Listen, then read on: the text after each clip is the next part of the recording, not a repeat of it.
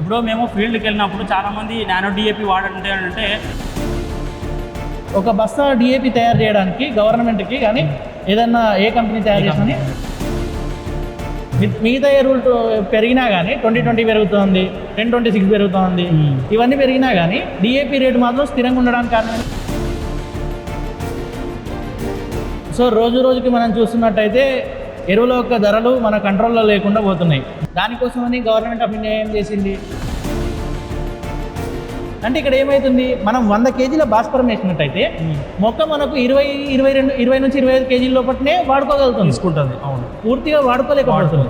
కాకపోతే ఈ నానో రూపకం ఉన్నప్పుడు ఏమవుతుందంటే యూరియా వల్ల ఎంతైతే పైరు ఎదుగుతుందో మనం డిఏపి వేసేవాడు పైరు ఎదగదు, దాంతోనే గంట వస్తుంది, పిలకలు వస్తాయి, వేరు వ్యవస్థ డెవలప్ అవుతుంది. అంటే మనం వేసే ఎరువు ఏం పని చేస్తుంది అనేది మనకు ఆలోచన ఉంటే ఇది వాడినప్పుడు కూడా రైతు సాటిస్ఫై అవుతాడు. రైతులకు చాలా మందికి డౌట్స్ ఉంటాయి. అంటే సాలిడ్ ఎరువులు అయితే వేస్తామంటున్నారు, నానో డిఏపి అయితే వద్దంటున్నారు.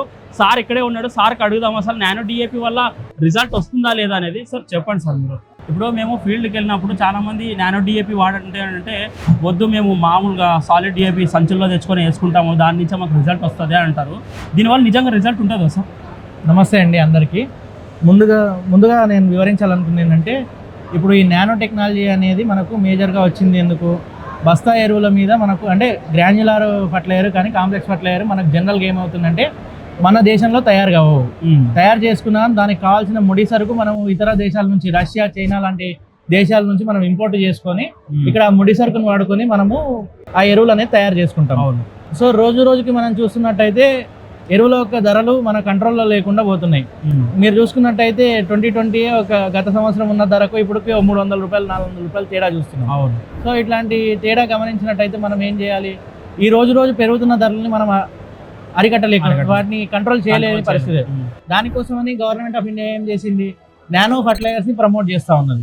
ఈ నానో ఫర్టిలైజర్స్ కూడా మనకు బస్తా ఎరువుల రూపకంగానే పనిచేస్తాయండి. ఇందులో ఉండే డిఏపి అయినా బస్తాలో ఉండే డిఏపి అయినా రెండు ఒకటే, డైఅమోనియం ఫాస్ఫేట్ రూపకంలోనే ఉంటుంది. అయితే ఈ నానో టెక్నాలజీలో మనకు మేజర్ గా జరిగేది ఏంటంటే మనకి నానో డిఏపిలో ఇది లిక్విడ్ ఫామ్ లో ఉంటుంది అండ్ కణాలు సూక్ష్మాతి సూక్ష్మకంగా ఉంటుంది. ఇప్పుడు మీకు సింపుల్ గా చెప్పాలంటే ఒక క్రికెట్ బాల్ తీసుకొని మనం ఒక గోడ కొట్టినట్టయితే గోడలో ఎక్కడైనా ఒకటే ప్లేస్ కి తాకుతుంది. అవును. అదే దాని బదులు చిన్న చిన్న గోళీ చెర్రలు అంటాం కదా, ఆ చెర్రలు అదే క్రికెట్ బాల్ సైజ్ లో ఉన్న చెర్రలు తీసుకొని మనం ఒక గోడ మీద కొట్టినట్టయితే డిఫరెంట్ అంటే సర్ఫేస్ ఏరియాని. సో దీంట్లో కూడా ఏంది, ఆ గ్రాన్యులర్ ఉన్న డిఏపినే డయామోనియం ఫాస్ఫేట్ నే సూక్ష్మాతి సూక్ష్మానికి తీసుకెళ్తాం. ఓకే, అర్థమైంది. నానో రూపం అంటే చాలా చాలా సూక్ష్మంగా తీసుకెళ్తాం. అట్లా సూక్ష్మంగా తీసుకెళ్ళినప్పుడు మనం ఆకు మీద పిచికారీ చేసినప్పుడు సేమ్ చెర్రలు ఎట్లయితే గోడకు దాకుతాయో ఈ డిఏపి కూడా ఆకు మొత్తం స్ప్రెడ్ అవుతుంది. ఇంకో విషయం ఏంటంటే మనం బస్తా ఎరువులు భూమి మీద వేస్తాం, ఇవి ఆకు మీద పిచికారీ చేస్తాం. భూమి మీద ఎరువులు వేసినప్పుడు అంటే భూమి ఫస్ట్ ఎరువును తీసుకొని ఆ తర్వాత మొక్క ఆ ఎరువుని తీసుకుంటుంది, శోషించగలుగుతుంది అంటే తీసుకోగలుగుతుంది. అంటే ఇక్కడ ఏమైతుంది, మనం 100 కేజీల భాస్వరం వేసినట్టయితే మొక్క మనకు 20 నుంచి 25 కేజీల లోపలనే వాడుకోగలుగుతుంది, తీసుకుంటుంది. అవును, పూర్తిగా వాడుకోలేకపోతుంది. కాకపోతే ఈ నానో రూపకం ఉన్నప్పుడు ఏమవుతుందంటే మనం ఒక 1000 ml కొట్టినట్టయితే దీంట్లో 99% మొక్క వాడుకోగలుగుతుంది. ఎందుకు అంటే ఆకు మీద పడుతుంది. ఆకు మీద పడ్డదంటే స్టొమాటో అంటే ఆకు పత్రహరితాలు అంటాం, హరిత రంధ్రాలు అంటాం. ఆ రంధ్రాల నుంచి మొత్తం లోపలికి వెళ్ళిపోయి ఆకు ఎక్కువ యూటిలైజ్ చేసుకుంటది. దీనివల్ల అంటే ఫాస్ఫరస్ యూజ్ ఎఫిషియన్సీ అంటాం, అంటే భాస్వరం ని వాడుకునే శక్తి మొక్కకు పెరుగుతుంది. ఇక్కడ 100 కేజీలలో 18% పోయింది, ఇక్కడ 99% పోయింది. అట్లాంటప్పుడు ఎక్కువ భాస్వరం మొక్క వాడుకోగలిగింది. అవును. సో నానో డిఏపి వల్ల, నానో ఎరువుల వల్ల ఇది ఒక లాభం. ఇంకోటి ఏంటంటే మనకు తెలిసినట్టే ఒక బస్తా డిఏపి తయారు చేయడానికి గవర్నమెంట్కి కానీ ఏదన్నా ఏ కంపెనీ తయారు చేసినా 3000 నుంచి 3500 మధ్య 3000 కంటే ఎక్కువ ఖర్చు అవుతుంది. అవును. దానికి ప్రభుత్వము మనకు ఒక 1500 నుంచి 2000 రూపాయల దాకా సబ్సిడీ రూపకంగా తిరిగి ఇస్తుంది.